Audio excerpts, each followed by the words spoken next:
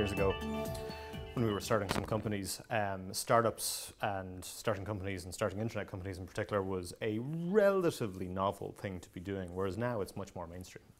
You can have a conversation or a random conversation in a pub with someone, and if they're not starting a company, then they probably know of someone who's starting a company. It's become easier to do it, it's become much more accepted to do it, and I think from a digital media perspective specifically, it has become much easier over the last 10 years to go international quickly.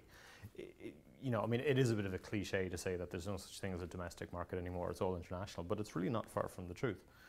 So I think it is probably the best time to be starting a company, despite the macroeconomic climate. It's easier, it's cheaper, and if you're producing or building or delivering something of quality, you can scale faster than you ever could. The most useful thing any human being can do is to start a company. It doesn't matter if they succeed, it doesn't matter if they fail. The experience that you get from starting a company is unmatched by pretty much anything else that you can access. You will learn so much about the reality of creating things, of solving problems.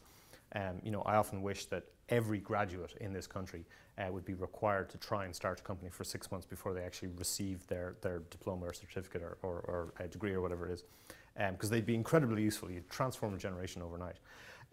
So I think it gives people a knowledge and an understanding and an experience which is really hard to get elsewhere. And even if it doesn't work out, the mistakes that you learn from, which are the most important ones, can really be helpful even if you go on to join another company or try another try and start another vehicle or another project. It's experience that puts you ahead of everyone else. I think it's getting better. I mean, again, as I said, 10 years ago, 15 years ago, the notion of starting a company was still a little bit alien to people. I think the startup culture has become much more mainstream. There are far more people writing about it. There is a far bigger media or section of the media that are writing about startups. Things like TechCrunch and Pando and VentureBeat and things like that. So it's much more of a mainstream activity, and I think it's good. I think you're starting to see universities accept it as being a normal thing that they will see some of their students doing.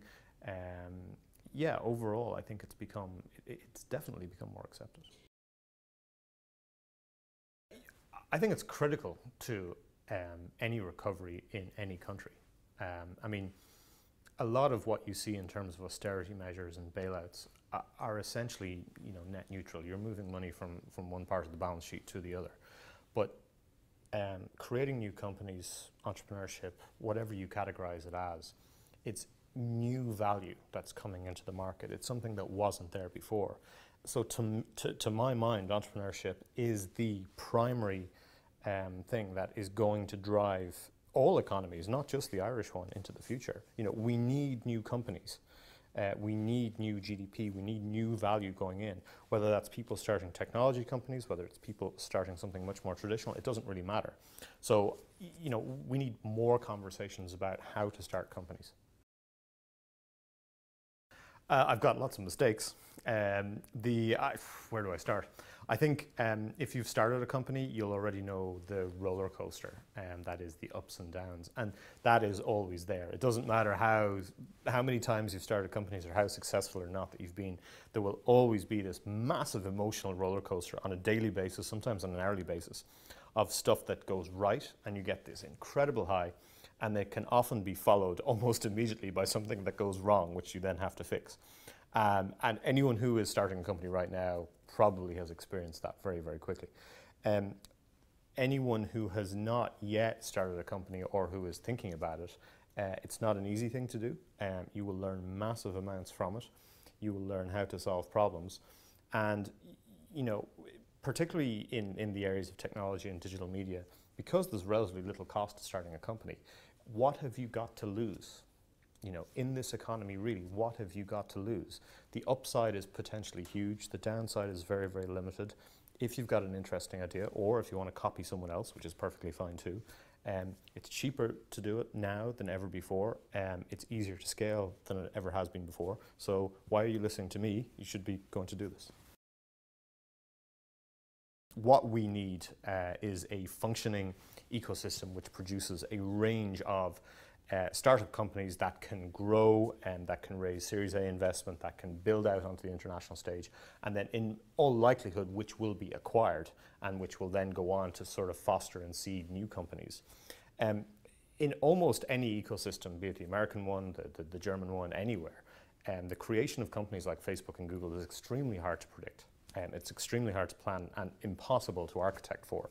What we need to be focusing on is an ecosystem that can consistently produce good companies. And yes, maybe one of those in the future becomes a Google or becomes a Facebook or becomes a LinkedIn.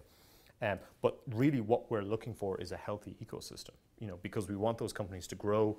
Most of them will be acquired, and that's a good, successful outcome.